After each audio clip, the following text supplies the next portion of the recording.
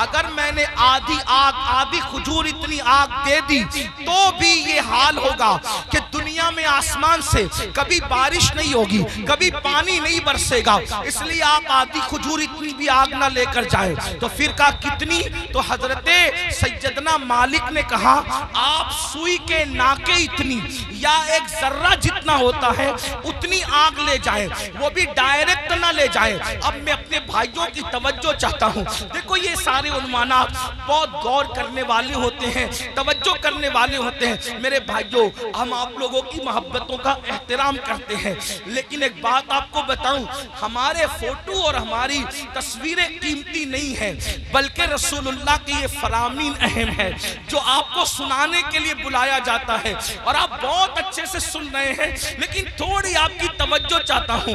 اتنی لمبی روایت میں نے پڑھی، اب اصل جو ہے وہ جس مقصد کے لیے پڑھی وہ یہ ہے، حضرت جبریل نے ایک کھجور اتنی آگ مانگی، منع کیا گیا، آدھی کھجور اتنی آگ مانگی، منع کیا گیا کہ بارش نہیں ہوگی آسمان سے، پھر ایک ذرے کے برابر آگ دی گئی۔ تو حضرت مالک نے کہا اس کو بھی ڈائریکٹ نہ لے جائیں بلکہ اس کو پہلے دھلا جائے۔ تو ذرہ برابر آگ حضرت جبریل کو حضرت مالک نے دیا، 70 مرتبہ جبریل علیہ السلام نے اس جہنم کی آگ کو رحمت کے پانی سے دھویا، اس کو واش کیا، دھویا، اور 70 بار دھونے کے بعد پھر اس آگ کو ذرہ برابر دنیا میں لایا گیا۔ لیجئے حضرت آدم، یہ کھانا بنانے کے لیے ہے، تو حضرت آدم نے فرمایا اس کو پہاڑ پہ رکھو۔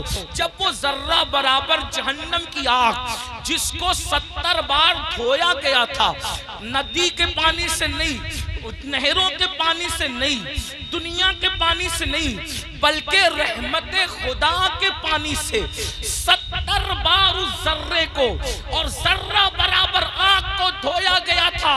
اور جب حضرت جبریل نے اس کو پہاڑ پہ رکھا تو پہاڑ پہ وہ ذرہ برابر آگ پڑی تو پورا پہاڑ جل کر کے بھسم ہو گیا، اور وہ ذرہ برابر آگ نے جب پہاڑ کو جلا دیا تو وہ فوراً جہنم کی طرف لوٹ گئی۔ پہاڑ کے جلنے سے، اس آگ کے اثر سے جو دھواں نکلا تھا، وہ دھواں پتھروں میں، لوہے میں اور جن لکڑیوں میں آگ ہے ان میں گھس گیا۔ اللہ اکبر! تو یہ جو دنیا میں آگ دیکھ رہے ہیں، یہ آگ وہ آگ نہیں ہے، بلکہ اس آگ کے اثر سے جو دھواں نکلا تھا، وہ دھواں ہے جو یہ آگ دنیا کی آگ ہے۔ اب مجھے بتاؤ، ذرہ برابر جہنم کی آگ 70 مرتبہ رحمت کے پانی سے دھو کر دنیا میں لائی جائے، وہ پہاڑ کو جلا دے اور پھر جہنم میں لوٹ جائے، تو اس کے باقیات، اس کے دھوئے کے اثرات اتنی تیز ہیں کہ اگر جلا دے تو بستیاں جل کر خاکستر ہو جائے، اگر جلا دے تو انسان مر جائے، اگر جلا دے تو انسان کی آنکھیں اندھی ہو جائے، اگر جلا دے تو انسان کا دماغ کام نہ کرے۔ مجھے بتاؤ، 70 مرتبہ رحمت کے پانی سے ذرہ برابر آگ پر یہ اثر ہے، تو وہ جو جہنم کی پوری آگ ہے اس کا کیا حال ہوگا، اس کا کیا اثر ہوگا؟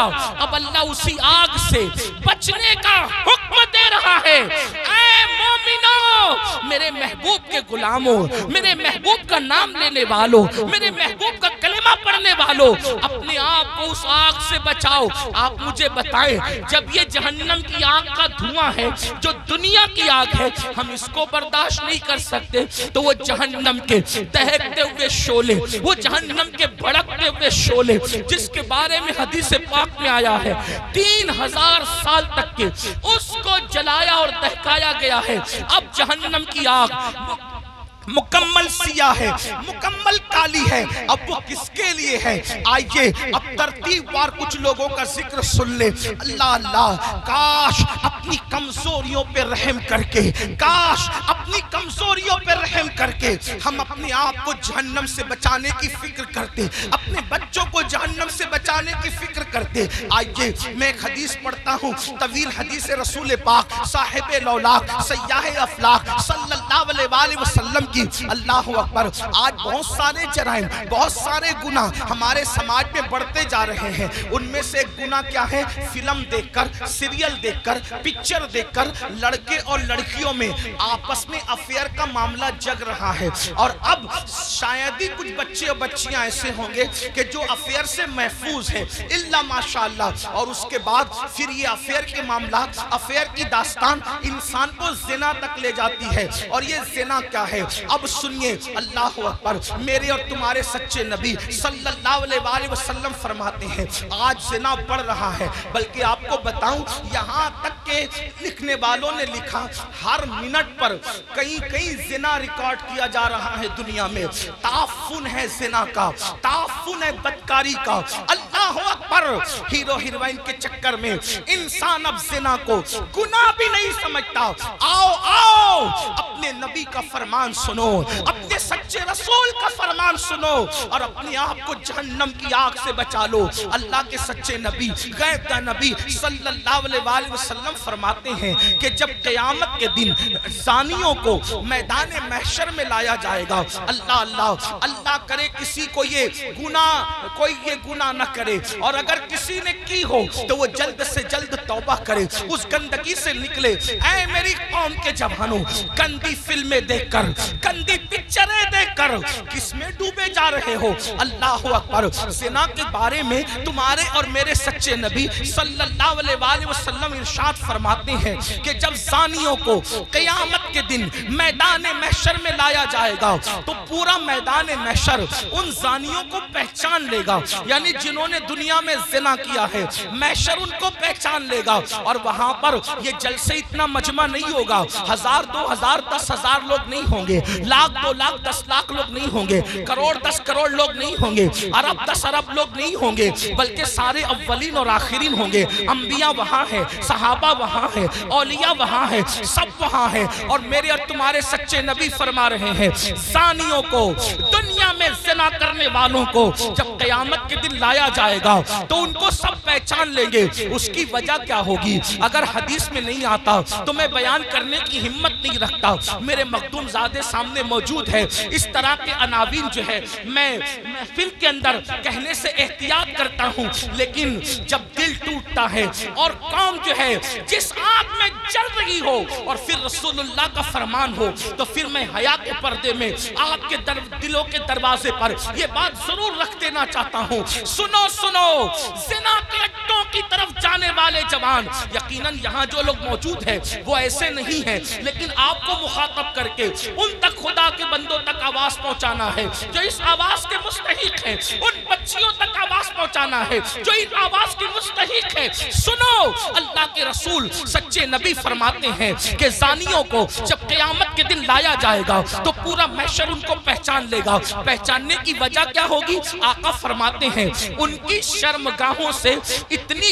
گندی بدبو آئے گی، اتنی خطرناک بدبو آئے گی کہ میدان محشر ان کی بدبو کو دیکھ کر ان کو پہچان لے گا۔ ذرا اندازہ کرو، زنا کی وجہ سے شرمگاہیں سڑ کر بدبو دار ہو چکی ہوگی اور اس سے بدبو آئے گی، محشر پہچان لے گا، میدان محشر کے لوگ پہچان لیں گے۔ مجھے بتاؤ، جس کے منہ میں بدبو آتی ہے وہ کتنا شرمندہ رہتا ہے دنیا میں۔ نادان، اگر منہ سے بدبو آئے، آدمی اگر پیاز کھا لے فوراً پان کھاتا ہے، سونپ کھاتا ہے، کوئی چیز کھاتا ہے، منہ فریش کھاتا ہے، کیوں؟ میرے منہ میں بدبو نہیں آنا چاہیے۔ سن لو، جب آدمی منہ کی بدبو سے دنیا میں اتنا ڈرتا ہے کہ نیند سے اٹھنے کے بعد بغیر برش کیے وہ باہر نہیں نکلتا، دوستوں سے گفتگو نہیں کرتا، اللہ مگر اللہ اکبر، وہ موقع کیسا ہوگا، وہ حالات کیسے ہوں گے؟ فلم دیکھ کر کے کسی ہیرو کے چکر میں زنا کی طرف جانے والوں، میری قوم کے جوانوں، اللہ اکبر، آقا ارشاد فرماتے ہیں زانیوں کی شرمگاہوں سے سڑی ہوئی بدبو آئے گی تو پورا محشر ان پہ لعنت کرے گا، لعنت۔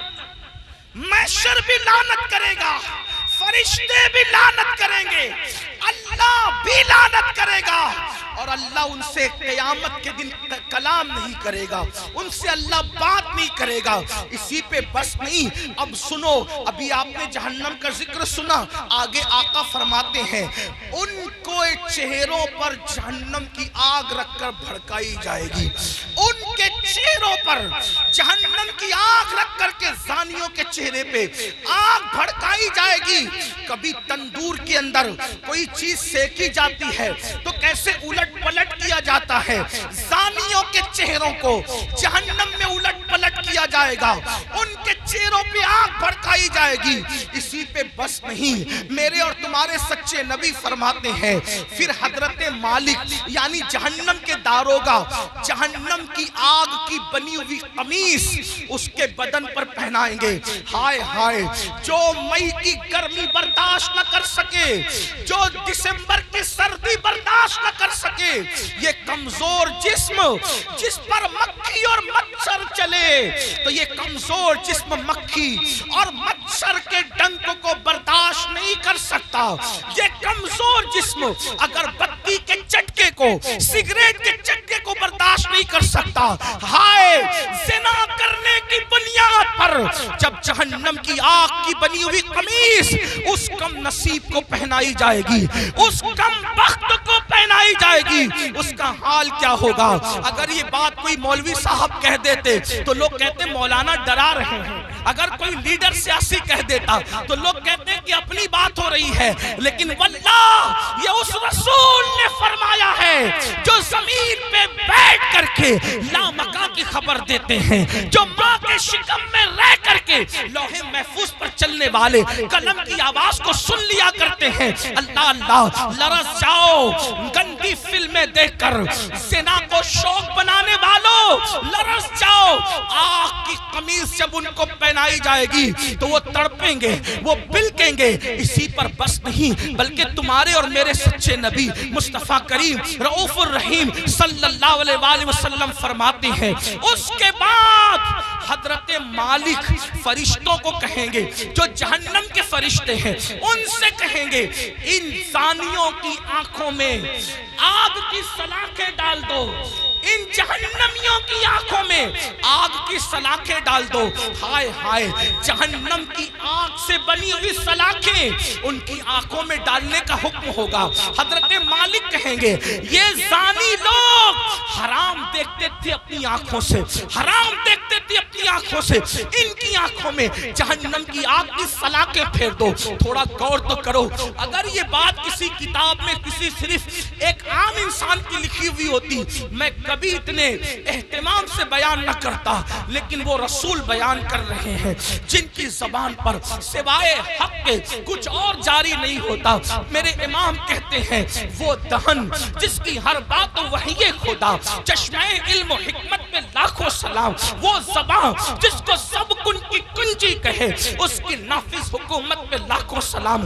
2 منٹ کی لذت کے لیے اللہ کو ناراض کرنے والوں، 2 منٹ کی لذت کے لیے اپنی آخرت کو تباہ کرنے والوں، پکچروں میں ہیرو ہیروئن کو زنا کرتا دیکھ کر، گندی پکچریں دیکھ کر اپنی آخرت کو تباہ و برباد کرنے والوں، سوچو تو صحیح، گناہ میں لذت تو ہے مگر عزت نہیں ہے، گناہ میں لذت تو ہے مگر سکون نہیں ہے۔ او سکون کے متلاشیوں، آج کہتے ہو دل کو سکون نہیں، کوئی کہتا ہے روزی میں برکت نہیں، کوئی کہتا ہے گھر میں آرام نہیں، کسی نے کچھ کر دیا، کسی نے کچھ کر دیا۔ میں کہتا ہوں کیا نہیں کیا یہ 2 نمبر کی بات ہے، لیکن ہم نے اپنی تباہی کا سامان کیا۔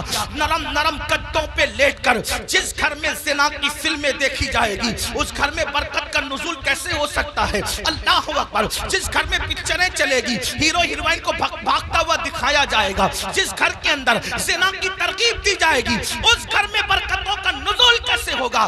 جملہ کڑوا لگے تو معاف کر دینا، مراد آباد والوں غور سے سنو، جس گھر کی برکت کو اللہ اٹھا لے، ملا اللہ کی دعا اور تعویذ اس گھر میں کبھی برکت نہیں لا سکتے، اس لیے کہ خدا کی طاقت کے سامنے انسان بے بس ہے۔ خدا کی شان یہ ہے وہ جو چاہے فیصلہ کرے، وہ جو چاہے فیصلہ کرے، وہ عادل ہے، وہ ظلم نہیں کرتا۔ انسان بے بس ہے، بے بس۔ لیکن یاد رکھنا، اہل وجاہت کی بات نہیں کر رہا ہوں، ان کی شان الگ ہے، مگر یاد